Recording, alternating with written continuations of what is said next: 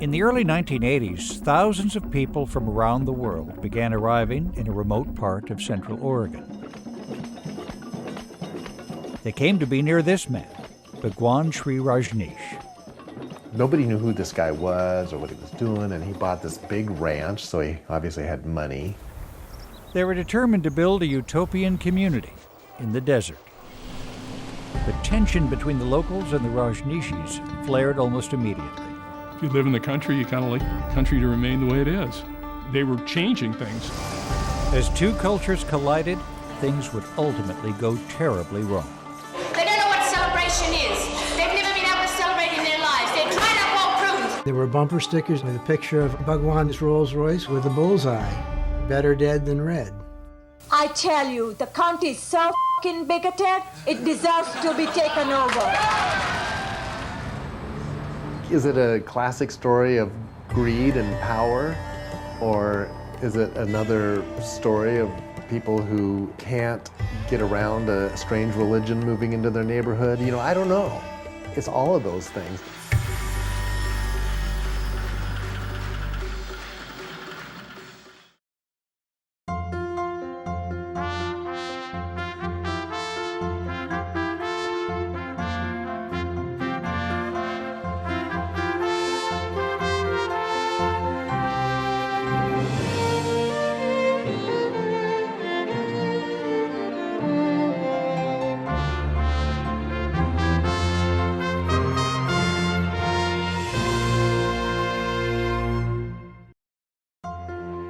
Funding for Oregon Experience is provided by the James F. and Marion L. Miller Foundation, the Robert D. and Marcia H. Randall Fund for Lifelong Learning, the Oregon Cultural Trust, the Roundhouse Foundation, and viewers like you.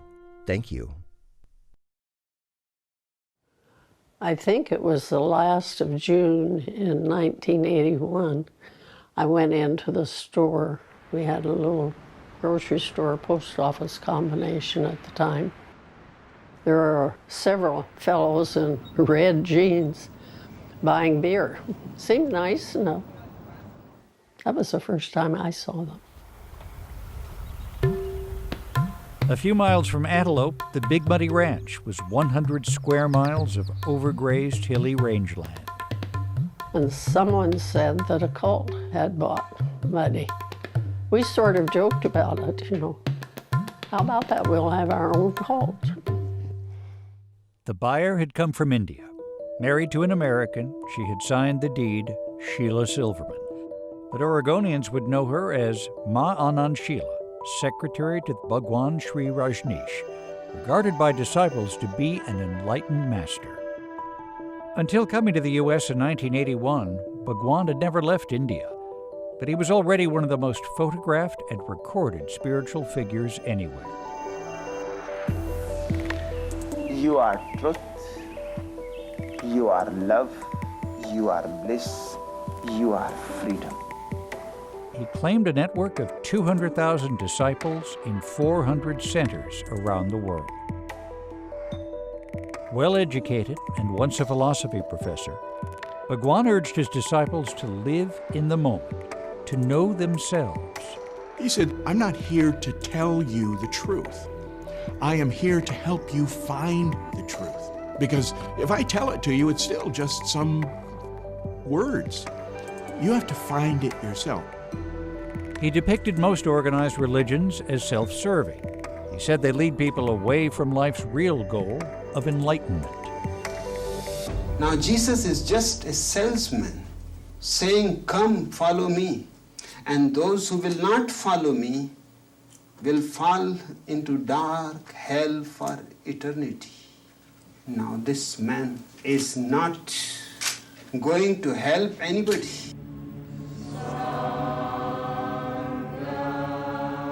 Meditation is vital, said Bhagwan. But so is celebrating the joy and passion of life. His vision of the new man was both earthy and divine, sensuous and spiritual. In his words, a Zorba the Buddha. It was the notion that material comfort was a prerequisite to enlightenment. To fully cultivate your spiritual self, you have to be ready and able to enjoy life to its fullest.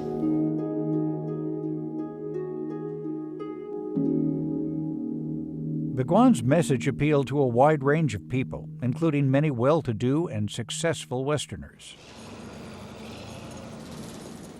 Some of them were now showing up in Oregon. Well, I sold my Porsche for $20,000. I sent it for helping to buy the ranch. Most of us gave whatever we had.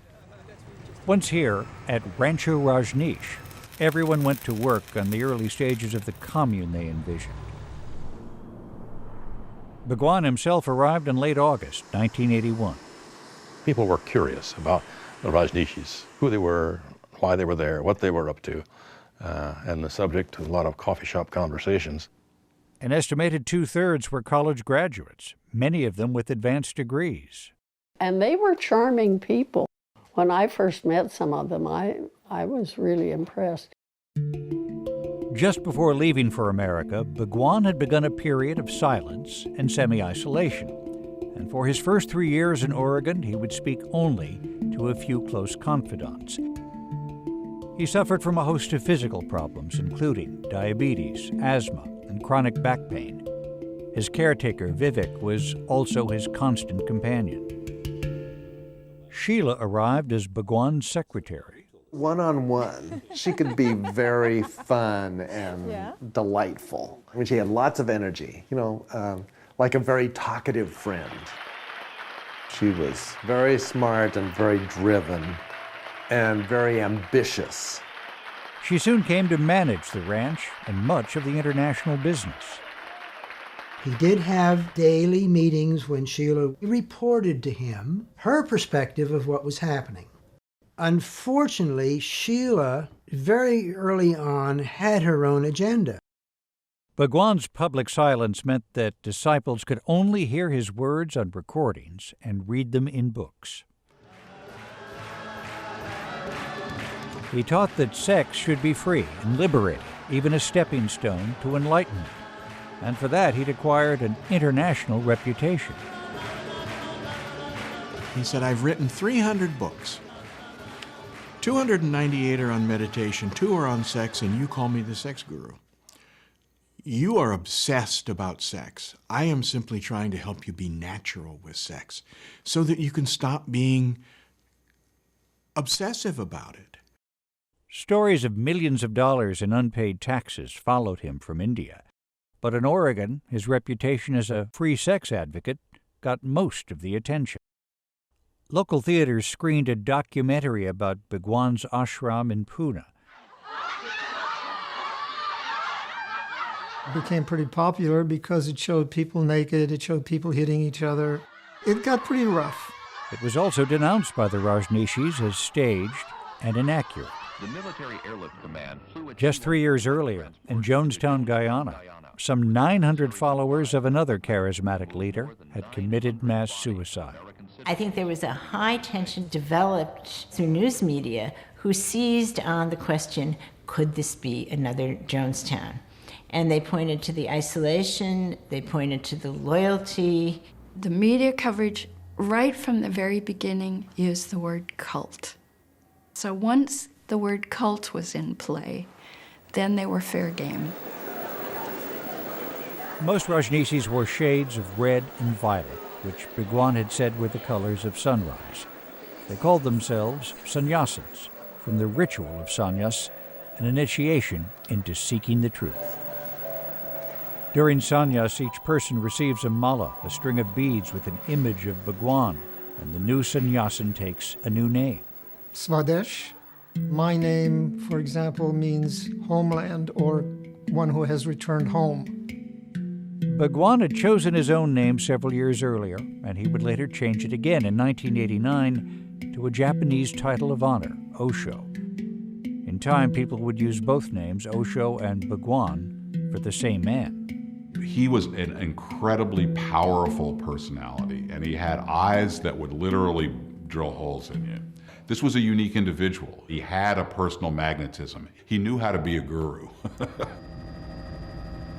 But neither Bhagwan nor Sheila was prepared for what awaited them in Oregon.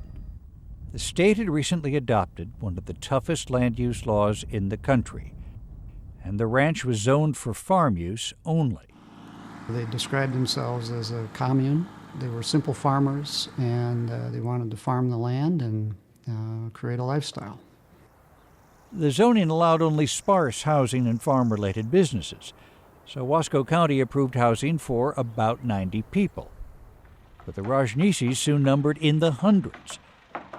They continued to apply for permits to build barns, garages, and outbuildings, and the county finally began to sometimes say no. But at that point, they felt that perhaps they weren't being treated fairly, and they began to change their attitude toward me and toward the office. And they would demand public records. They would arrive on Monday morning, 20, 30, 40 of them, and go out throughout the county departments demanding any number of records. And when they first began that, were extraordinarily demanding. We want them, we're here, we want them now. Well, obviously, little county, Wasco County, with one or two employees in a department, was unable to comply with that. And they became very offensive. On Tuesday, they would be 30 or 40 more of them there, demanding almost the same stuff again and again and again. The Rajneeshis announced their intent to build a city called Rajneeshpuram on 3 connected parcels of the ranch. But they would first need to incorporate the area, then work with the county to change the zoning from exclusive farm use, or EFU. If there are enough people, I think it's 150 at the time, that want to be a city, the fact that it's on EFU land doesn't make any difference. But many local people opposed the plan. They alerted a public interest land use group, Thousand Friends of Oregon, which would file suit to stop it. And so began a legal battle that would last for years. At first, the courts approved Rajneeshpuram's right to incorporate. The new city government granted building permits at a very fast rate. But the ruling judge had warned the Rajneeshis to proceed with caution, that challenges to the city's right to exist would continue, and that everything now going up might someday have to come down. They were changing things, and I think contemporaneously with this, they were doing some things in Antelope which were not very popular. Few people outside of Antelope, Oregon had ever paid much attention to this tiny town. There were a lot of retired ranchers like my parents. There probably were about half people who had long histories in that area, and the other half were people who had decided that Antelope was the ideal place to live. Before Rajneeshpuram had begun to take shape, Thousand Friends had challenged all non-farm commercial activity at the ranch. You can't publish a newsletter on a ranch that's supposed to, according to the land use laws, be a cattle ranch.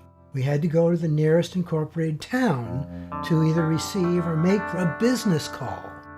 That town was just 20 miles away. I believe it was Thousand Friends of Oregon said we needed to be in an incorporated area. Why don't you go to Antelope? So sannyasins went to Antelope, and the people in Antelope immediately felt invaded. The Rajneeshis bought properties in town. They applied for a permit to build a printing and media distribution center, a permit which the city council denied. They were really on our case about the denial. It proved to be a really controversial act. There were a lot of people who really hated the Rajneeshis and what they were all about on several different levels. If it wasn't land use, it was religion, or just the way they treated people. They started taking pictures of everybody. You come out your front door and there's some Rajneeshi with a camera taking your picture. The citizens of Antelope did not like the harassment or the prospect of more Rajneeshis moving in. And they decided to disincorporate the town. That was the only way they could stop us. So they put up a vote to disincorporate their town. Well, we didn't want that to happen. Disincorporation could leave the Rajneeshis with no place to conduct their business. But to prevent that, they needed to vote in the upcoming election, and that meant they had to show an intent to live there. We started buying up some of the homes that were for sale, and over 50% of the homes were for sale. And we started moving our people into town. At that time, Oregonians could still register to vote up to and on the day of the election. And of course, the Rajneesh controlled the election. They owned one of the houses across the street from the school where the election was held, and it was like, if 2 non-Rajneesh came in, then 3 or 4 Rajneesh would come in to register and vote. Final tally, yes, 42, no, 55. The Rajneesh vote prohibited the disincorporation of the city of Antelope. In the meantime, Thousand Friends would step up its campaign against the Rajneeshis. I do recall having an envelope from Thousand Friends with Ma Anand Sheila's picture on it and basically saying, do you want this to happen in your backyard? And then the following election, the Rajneesh, of course, had the person power to pack the rolls, and their candidates were elected to the city council. They took over the city, renamed it City of Rajneesh, and of course, it just took over all operations within the city. So let's open the meeting up at this time to public. And Antelope is really what galvanized public opinion against them. The story was, the Red Horde taking over the poor little town of Antelope. Just down the road, a different story had been unfolding. When the Rajneeshis came in, one of the things they did right away was set up gardens and a whole big farming operation. And it was all based on organic farming, which was sort of unusual at that time, especially on a large scale like that. By 1983, about 3,000 people were living and working on the ranch. Every one of those people was willing to do what was necessary. The heart surgeon would go out and help pick the vegetables from the fields, help build buildings, help build roads. The women would run heavy machinery, and they were good at it. I just remembered earth movers and bulldozers and things working, it seemed like all the time. They had this big construction project going on, and it turned out they were building a dam. That dam retained so much water that it increased the height of the water table immensely in the valley in which we lived. And they also went out and they planted thousands and thousands of saplings up and down the creeks to rebuild the riparian zone. The stream sides were green and lush. Wildlife came back in abundance. The number of species of birds just mushroomed, and it was just absolutely beautiful. It's just what used to be a total wasteland just became a virulent garden. They built an airport, and a public transportation network crisscrossed the ranch. It was like a little city just boing, popped up. The mall went up, all of a sudden had a main street, they had clothing shops and barber shop, and they had everything. Sannyasins could deposit savings and extra cash into currency accounts for use in shops and restaurants, all open to the public as well. Pretty soon, the joke was that if you want good food in Central Oregon, you went to Rajneeshpuram, because they had the best food going there for a while. That we meditate. Visitors toured the ranch daily. There were also carefully orchestrated parents' days, and people had on, their best smiles and the most positive approaches to Rajneeshpuram. That was encouraged to allow people to continue connecting, but more important, parents were a very important source of revenue. The commune was, in fact, spending a lot of money.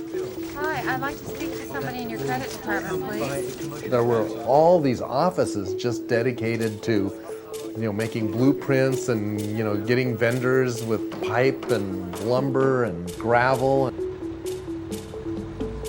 And so when they came in and started buying, large amounts of building materials, that helped a lot of companies. Everything at the ranch was state-of-the-art, including the open-air crematorium.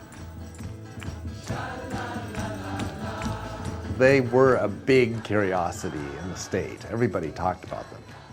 People were just hungry for more information. What are they really like? Everybody wanted to know. The media were provided wide-ranging access to the ranch, guided by a group of attractive young women.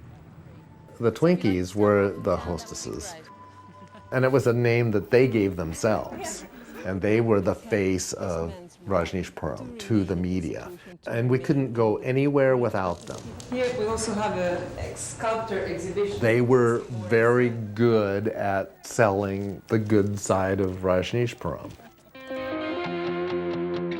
Rajneeshi leadership began capitalizing on negative press too, all the better for their bottom line. They would use those news stories to send to all the communes around the world and say, look at how we are being oppressed, and we need your support. And so the communes would send money to Rajneeshpuram.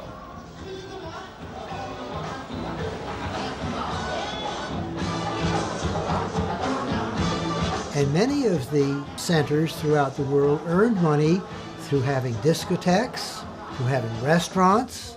There were huge profits being made, and they all went to support the ranch. Rajneeshpuram was the international headquarters. That's where everything emanated from, and that's where Bhagwan was.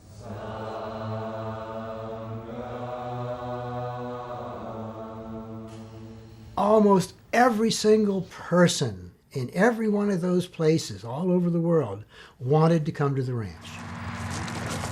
Many did. One of the biggest moneymakers for the Rajneeshis centered around the annual World Celebration launched in 1982.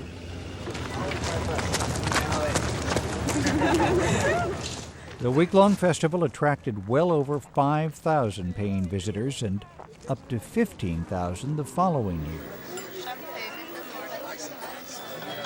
People come to celebrate with our religious leader, Bhagwan Shri Rajneesh, and everything goes on from daily meditations. The main part of the day is when Bhagwan comes and sits with us for a ceremony called satsang in the morning. Some of the things that we take for granted now, like meditation and yoga, originated in terms of American culture in places like Rajneeshpuram. They started out in these rather extreme groups and then became popularized. Most of the visiting disciples stayed in newly constructed tent cities, while some opted for more comfortable accommodations at the Ranch Hotel. For the festival, it's $120 per night, and that includes 3 meals a day, all the transportation around the ranch, and a tour. Rajneeshi is a new phenomenon, and never before in the world intellectuals have gathered together and created an oasis in the desert. This is an example for the rest of the galaxy. By now, Ma Anand Sheela had positioned herself as the undisputed leader of the commune. She surrounded herself with a small circle of women, or Mas, and together they ran the ranch. They had total loyalty to Sheela, not to Bhagwan. Bhagwan's experiment was to put women in control of his organization. He said, I want women who live from the heart to be running things. If you fought with them, you'd probably be ordered off the ranch. We all considered being banished from the ranch as capital punishment because we were giving our whole life over to this thing. These people loved Osho tremendously, wanted to be with him very, very much. It was the most important thing in their lives, perhaps, at that time. Sheela was able to use the love that the community had for Osho to require them to conform with what she told them to do. I love my power. Why not? Bhagwan has taught me strength. And you think I'm going to waste my strength away?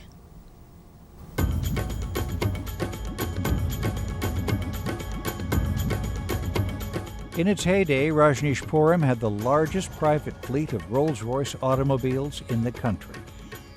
All 94 were owned by a Rajneeshi trust, but used primarily by one man. What do you give an enlightened being as a present? Well, if he takes joy in driving a Rolls-Royce, that's what it is. And he loved driving his Rolls-Royces, bless his heart. At first, Bhagwan had liked to venture away from the ranch. On one occasion, I was driving out to Antelope for a city council meeting, and I met a Rolls Royce on the road, and people up in this country generally wave. Some wonder about that, but I've been one of those wavers for a long time, and so I waved to Bhagwan, and he didn't wave back. He went like this, obviously both hands off the wheel. I was driving a small car, and he was driving that great big one, and I decided not to wave at Bhagwan anymore. He made regular drives into Madras, 50 miles away, where often he'd encounter a group of angry protesters. Eventually, his sannyasins convinced him to stay on the ranch, where he began the tradition of daily drive-bys. You have to understand, these are people, a lot of the people had been in India, and they had been used to sitting with him every day for years, listening to the discourses. That wasn't happening anymore. It was in seclusion, so it was our opportunity to see him. All of his disciples would come out to wave, to say hi. Or our equivalent of the wave was to namaste. Namaste means the divine that is within me acknowledges the divine that is within you. And you would just honor him as he came by, and he would usually hold the wheel with one hand and do a one-handed namaste with the other. Bhagwan and his cars generated a lot of press, but the guns, which started to appear at every drive-by, turned the public's fascination to worry. The Rajneeshis had first organized an armed security force for the summer festival in 1982. We were informed by the local authorities that we cannot have a festival unless we have security. And in order to get security, we have to hire people with guns. The ranch established its own Peace Force, as they called it. All Peace Force officers trained at the State Police Academy. Increasing ill will was being directed at Bhagwan and his sannyasins, as expressed in letters to editors across the state. I am sure he was getting threats. I mean, the animosity that some people felt towards these people was intense. Is anyone in mortal danger out here at the commune? Well, considering the number of threats that we receive over the phone and in the mail and in person every day, yes, I would say we are. Bhagwan security people stepped up their protection with Uzi and Galil assault rifles in the summer of '83, after bombs exploded at the Rajneesh-owned hotel in Portland. And I think people were truly worried that bombings, fire, attack on Bhagwan could be imminent on the ranch. The security force opened one of its daily training sessions to the press. We're here hopefully so that Wasco County can relax a little bit. These are trained people, they're sharp, they know what they're doing, and they're training with a lot more clarity than a lot of folks out there buying handguns over the counter.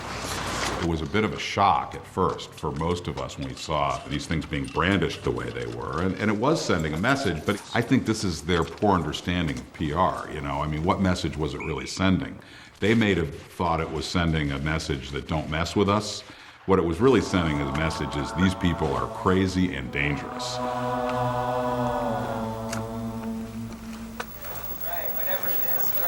People from dozens of countries had come to live at Rajneeshpuram. Some of them married U.S. citizens to allow the foreign sannyasins to legally remain in Oregon. From the earliest days of Rancho Rajneesh, the Immigration and Naturalization Service, or INS, sought evidence that Bhagwan had advocated sham marriages for his foreign-born disciples. The status of his own visa came under scrutiny as well. He had come to the U.S. on a tourist visa, then applied for permanent residency as a religious teacher. In October 1982, he appeared at the offices of the INS in downtown Portland. For this day only, he would break his silence to answer questions about his work and his health, and alleged inconsistencies on his visa application. In immigration, Sheila was the one who got the visa. If Sheila had turned that over to a lawyer from the very outset so that it had been handled appropriately, it could have been entirely legal. It was because of the way she approached things that she gave leverage to the immigration officials. Get out of the way, please. Thank you. Following this interview, the INS ruled that Bhagwan could not perform his religious duties because he was not speaking. And even if he were, his health issues would render him unable to do the job. That ruling would later be reversed, but the status of his visa would remain in limbo for years. Immigration issues were being fought on the federal level. Back in Antelope, a local conflict would prove pivotal to the commune's future. The battle between the ranchers and the Rajneeshis had surrounded the Antelope School. This would become ground zero, with children from both camps caught in the middle. When our kids showed up in the school, they didn't like that. And the farmers all pulled their kids out of the school. Rather than mix the children together, both sides agreed to redraw the 250 square mile school district. Only Antelope and Rancho Rajneesh would remain in the district, connected by a 1 foot wide strip of land. The ranchers' children would be bused miles away to Maupin or Madras. But another problem quickly emerged. The process had disqualified several ranchers from the school board. When sannyasins filled the vacant positions, the new Rajneeshi-controlled board voted to stop the redistricting plan. They declared the Antelope School open to all students, then withheld funds earmarked for busing the non-Rajneesh students to separate schools. We're operating a public school, a legally constituted public school. It will be an excellent school with excellent teachers. I don't like anybody that comes in and tries to take over a town and take over a school. And then one of them's already made the threat that they're going to own Oregon, they're going to turn Oregon red, and that don't sit with me. How do the parents of children who lived here prior to the Rajneeshi move into this area feel about this school? I don't think they like it either. They wouldn't be sending all their kids to Madras. More questions developed. Was the Antelope School a public school or a religious school? And was it entitled to state funds? By now, Oregon's Attorney General David Frohnmeyer had been assessing the commune. In October 1983, he issued an opinion that affected far more than the school. He declared the city of Rajneeshpuram illegal on the grounds that it violated the separation of church and state. The state's interest is ensuring that the cities of Oregon operate properly under the Oregon Constitution, which means they are not permitted to exercise or to assist religion in a pervasive way. Dave Frohnmeyer has made a politically motivated decision, and the fact is that this decision, as far as we're concerned, is born out of bigotry, is born out of an attitude that is only worthy of fascists. There was claimed that the city couldn't exist because it was void because it was an establishment of religion. Certainly, there were arguable violations because Sheila was directly controlling day-to-day functions of the city government. While state aid was released to the Antelope School, Rajneeshpuram's future would be tangled in court for the next 2 years. Whatever Rajneeshis have done, has done everything within the law above board. But your Attorney General, your county commissioners, have made many policies behind closed doors. The year 1984 brought mounting hostilities. Rajneeshi leadership dug in deeper, vowing to stand their ground while others threatened to dismantle their town. I will personally see to it that our community will provide feast after the bulldozers have been painted red with our blood. There was so much of an us versus them attitude. And Sheila loved it, because then she could say, oh, you've got to be loyal, look how much these people hate us. So it's a way of cultivating a bunker mentality on both sides. Late that summer, Sheila unveiled a plan to take control of the commune's future. She called her plan, Share a Home. Oh yeah, somebody was telling me about that. I was called to Sheila's office and told that I was to go back east and gather street people and bring them back to the ranch. I started receiving phone calls from radio stations and TV stations around the country.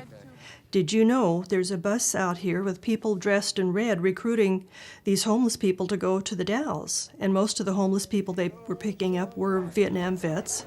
And they would tell me they're offering free room and board, free food, free everything if they just go out there for a visit. Most of the street people were single males, and all were over the age of 18. You've got some good beer here. So much joy here. You don't have to worry about walking down the street and getting stabbed or shot. I mean, out here, I work all day, go to meditation in the morning. They have discos and stuff like that you can go to at night and everything. It's all right. No, I don't want to go back out there in the world because nothing out there for me. No opportunities. Here I got opportunity.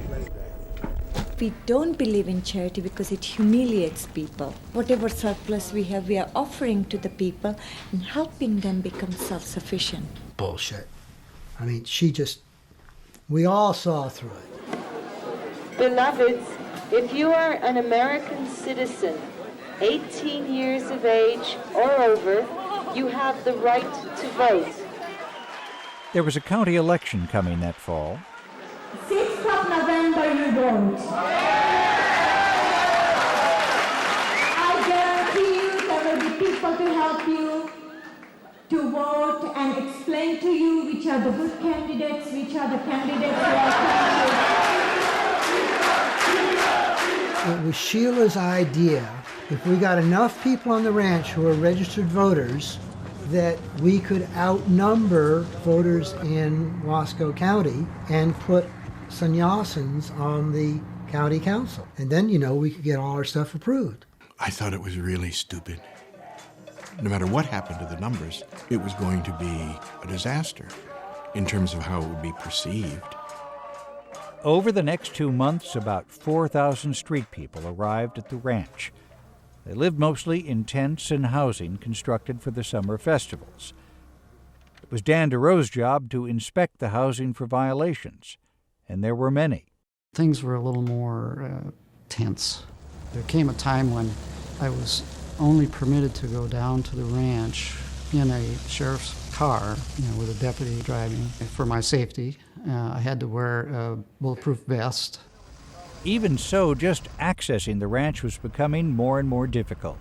We were on the road in to the property, and we came across a vehicle that had been turned sideways in the road. There was no way to get around it. Ditches on each side. It just quit. Are you the driver? Who's the driver? What happened?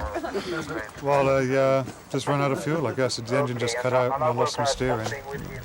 They're trying to block the road here? Well, I don't know if they're trying to. Obviously it is blocked. We're most concerned about the tent structures that have gone up since September 10th when we came out last. What's wrong with them being there? They're in violation of zoning laws, and we have to enforce our laws. Out in the middle of the desert, in violation of zoning laws. This is exclusive farm use zoning, and we have to enforce our laws. A number of the Rajneesh leadership came up the other side of the road. Who did it? What happened? What's the verdict? Verdict is that I'm glad that the man's life is safe, and I don't give a shit about what people think about cynical approach. And so we just turned around and left, went back to the Dalles. Earlier that summer, 3 county commissioners had toured the ranch. 2 of them, including Judge William Hulse, became seriously ill after drinking a glass of water offered by this woman, Ma Anand Puja, director of the Rajneesh Medical Corporation. 2 weeks later, more than 750 people in the Dalles were sickened with salmonella poisoning. The source of that poisoning was a real mystery. Public health officials traced the outbreak to salad bars at several local restaurants, but failed to find a common source of contamination. In the meantime, Sheila had announced that Rajneeshis would run as write-in candidates in the upcoming election for county commissioner. Ma Jaimala, is she here? The atmosphere was very tense in the community prior to the election. No one knew what was going to happen. We were still trying to keep as much of a lid on it and the calm approach to this so that Oregon wouldn't just be seen as this redneck backwoods place. Norma Paulus's legal counsel called and said, "We'll take over from here because after all, this is a state matter, an election matter." I was called to report to her office, and I was to tell no one. And there were a series of meetings, and there were representatives from the governor's office, the attorney general's office, the state police, and the county judge at that time, Bill Haltz. And the first time I went in, I had a little notepad and a pen, and I was told to put it away. There would be no notes, nothing written down about that meeting. Under Oregon law, residents could easily register and vote by mail. But the law had a critical component. I had the authority to put a stop to it if we'd had evidence that there was fraud. On October 10th, a busload of street people was brought to the Wasco County Courthouse to register in a media event staged by the Rajneeshis. Election officials set their own plan in motion. Can you all hear me? Because I have reason to believe there are organized efforts to fraudulently register people in Wasco County to vote in the November general election, I have decided to do a blanket rejection of all new voter registrations in Wasco County. As of now, the rejections will constitute automatic request for a hearing before a hearings officer. And I think you're being very insulting to these people that are American citizens. And we intend to practice and to participate in every political system that is here in America that we have fought and bled for. There's thousands of people here that have received notices that they have to travel 200 miles round trip to have a hearing to see if they have a right to vote. Thousands of people who are Americans. What people told me was they think this process stinks. Anybody feel that way? They didn't have the courage to accept you as people. And you fought for them. You fought for them. I'm going to fight for you. Mr. Rodriguez. The hearings proceeded in the Dalles, but few street people made the trip. How long have you lived in Wasco County? I've lived in Wasco County since the 15th of September. Are there others who have finished the hearing process? They were saying that I was crazy, that I was dishonest, that I was all these things. Thank you. But we were on the side of right, and we had the law on our side, and we had lawyers that were committed to us to see this through. I asked you to consider the decision of law that this man just made. It got very hostile. But bear it in mind, it's with people who were trying to deny us the ability to exercise our civil rights in a way into which we are entitled. It was my community, so there was nothing inappropriate or unethical for me to defend those people's rights to vote.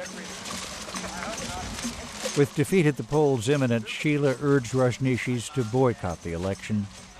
Fewer than 250 voted, while a record 93% of registered Wasco County residents, more than 13,000, cast their ballots.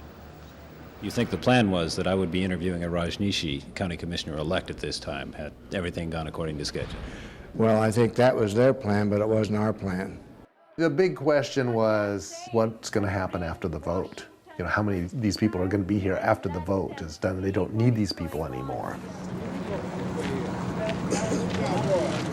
Many of the Shara home people were simply bused to the nearest towns and dropped off. How are you going to get home? Hopefully, I'm going to hitchhike home, one way or the other. People don't want them. This type of people dumped off here, and now they're not going to give them tickets to get back home. Where in the hell are they going to go? Many were dumped in downtown Portland. They're bringing in 30 to 40 guys a night. They took everything I had when I left Denver. I'm sleeping outside now, so I can sleep out here. That was the beginning of the end, I think. When the vote didn't go their way, and the homeless thing fell apart. So her whole scheme collapsed. By the end of 1984, almost all the street people were gone. In the turbulent week before the election, Rajneeshis had gathered for a surprise event. I have a very, very special announcement to make to everybody in Rajneesh Mandir today, because tonight Bhagwan is beginning to talk about his religion.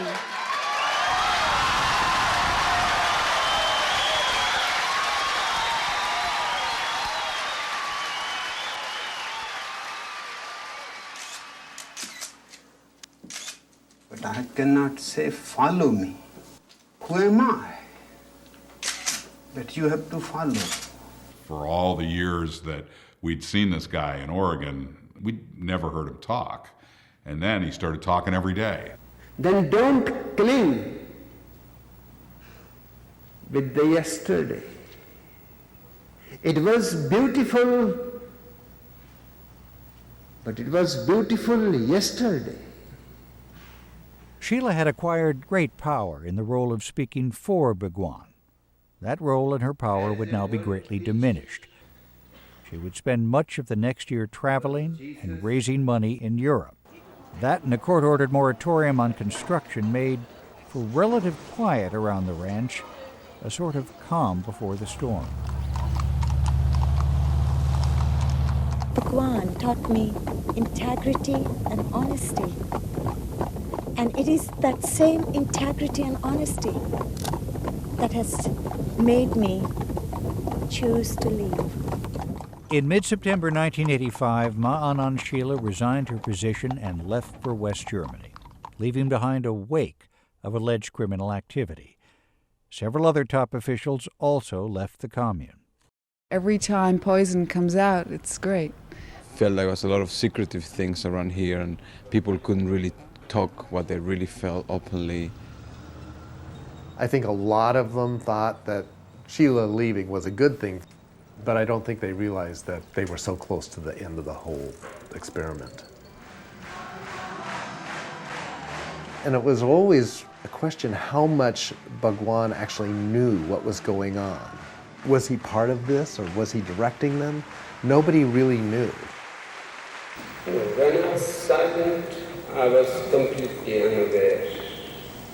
People were writing letters to me, they were never reaching to me. They had created a small fascist state here. With Sheila gone, many sannyasins had stepped forward to tell Bhagwan about Sheila's alleged crimes and abusive behavior. And within days of her departure, Bhagwan publicly condemned Sheila and her gang. Now, these people are absolutely criminals. He accused them of the salmonella poisonings in the Dalles, widespread wiretapping of the ranch, and the attempted murders of his companion and personal physician. Soon after, Bhagwan denounced the idea of a Rajneesh religion as Sheila's invention. Even wearing malas and the color red became optional. I want my people to be absolutely free individuals. While I was in silence, Sheila has compiled the book of Rajneeshism, which I am going to tell them to make a good bonfire. Fueled by Sheila's crimson robes, 4,000 copies of the book went up in flames.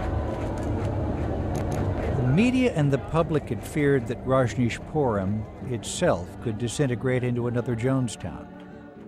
By now, the possibility seemed remote, but the potential for violence still loomed. When Bhagwan revealed the crimes committed by his sannyasins, he offered full cooperation with investigators, and within days, dozens of state police, FBI, and INS agents converged at Rajneeshpuram. With Peace Force help, they learned that hotel rooms, public phones, and even Bhagwan's house had been bugged. They discovered how-to manuals for evil deeds and more. For years, they'd been investigating sham marriages, and this was the first time outsiders had been given such extensive access to records at the ranch. The question is, what is this investigation about? They say it's about these recent criminal allegations. My concern is that their apparent priorities are not consistent with what they say they're doing. Their priorities are then? Their priorities are to get Bhagwan out of this country and to damage this community, as far as I can see it. The Rajneeshis had long been anticipating immigration indictments. Bhagwan himself was thought to be a target, and law enforcement officials had made plans to make the arrests. We had an armed peace force, obviously the National Guard, and these guys have guns. That is why we were trying so hard to negotiate a voluntary surrender, that if there was an indictment, to avoid the potential for violence that could occur if they came out to make an arrest. In late October 1985, a federal grand jury secretly handed down criminal charges.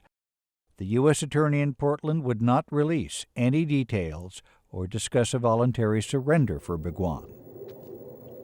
I called back to the people at the ranch and said, he won't confirm or deny that there's an indictment. They decided that for his safety, to avoid confrontation, to avoid this potential for violence, he'd fly somewhere else for a while. On Sunday, October 27th, 2 chartered Learjets landed at Rajneeshpuram, took on 7 passengers, and flew out. The pilots filed a flight plan for Charlotte, North Carolina. Filing a flight plan with people taking pictures as you get on the plane is perhaps not well calculated as an escape. Air traffic controllers across the country tracked the airplane's progress. Both of them are carrying some of these Rajneesh people from Oregon. Oh, yeah, where that's called? There was speculation that the planes might be headed to Bermuda. He's transporting bad guys, hardened criminals, and if he deviates any from his route of flight, you gotta let Preston know he's gonna open line to security. Okay. The planes landed in Charlotte. I would like to announce today the return of an indictment by the federal grand jury sitting in Portland, naming Bhagwan Sri Rajneesh, Ma Anand Sheila, and 6 other persons who have been charged in 35 counts with false statements being made to the government and conspiracy to defraud the government.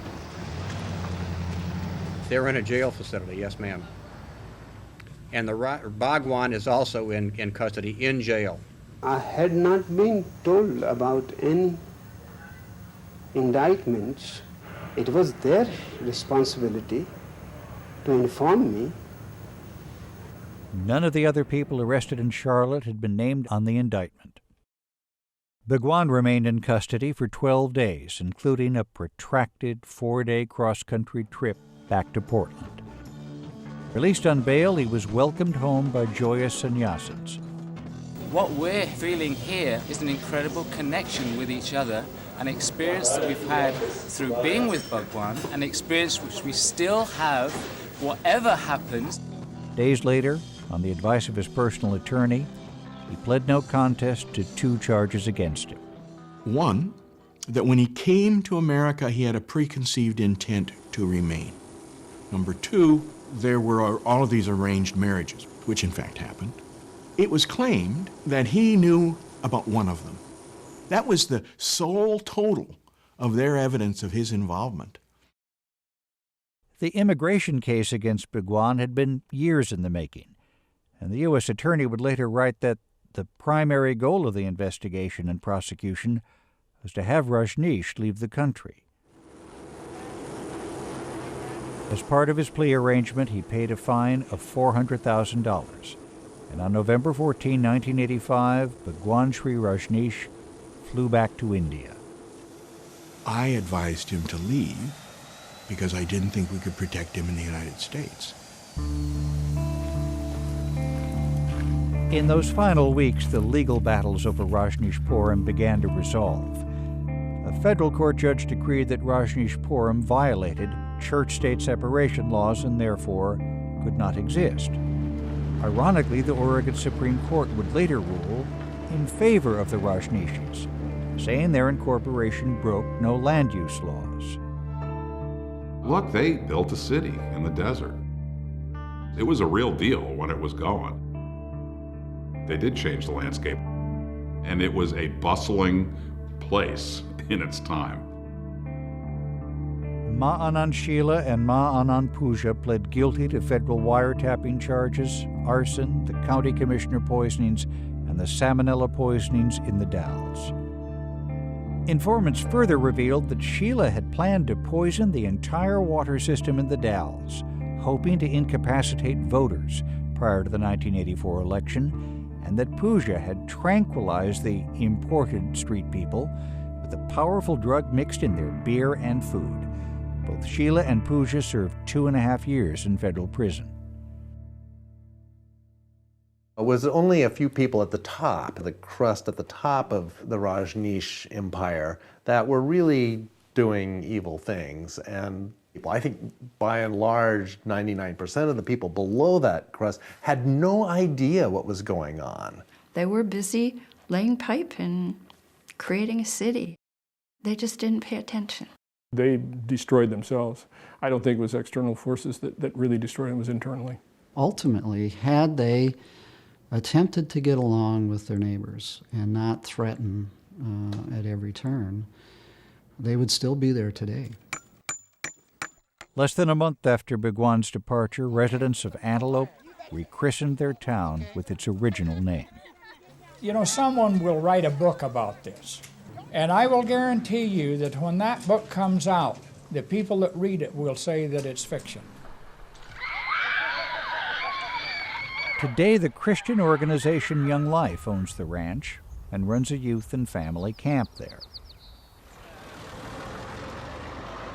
With their spiritual master gone, residents had begun leaving almost immediately. I've made a beautiful community here, and it feels very sad that I don't know when I'm going to see a lot of these people again. These are my friends. This is my family, you know. So I'd like to stay in touch, surely. The legacy that this county is left with from the Rajneesh is a distrust of strangers and a distrust of people from outside the community. Hoping to get a deal? Hope so. It's awful good equipment, so just like brand new stuff.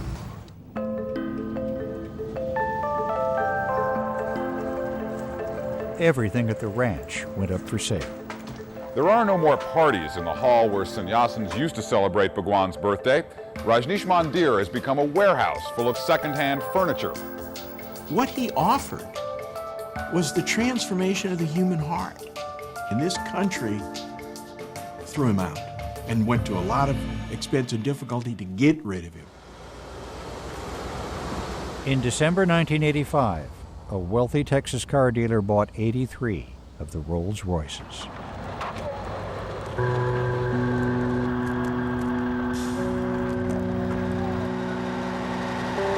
Those Rolls Royces were ready liquid cash when the ranch folded.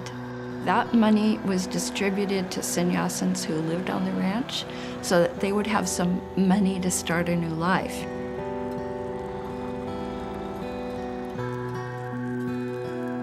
The commune itself is often seen in terms of bricks and mortar and restaurants and cows and chickens. To know what Rajneeshpuram was about, you had to look into people's eyes, you had to see why they were. We weren't here just for the beauty of the place, which is, it has a beauty, but it's pretty harsh and stark. We were here simply to live the lifestyle according to the vision of Bhagwan. Architects, engineers, doctors, professors, all the religions in different ways, but they have forced everybody.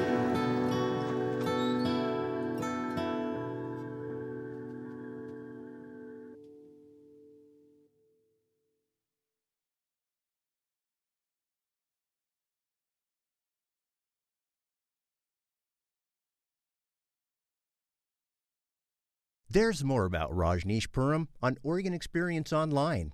To learn more or to order a DVD of the show, visit opb.org.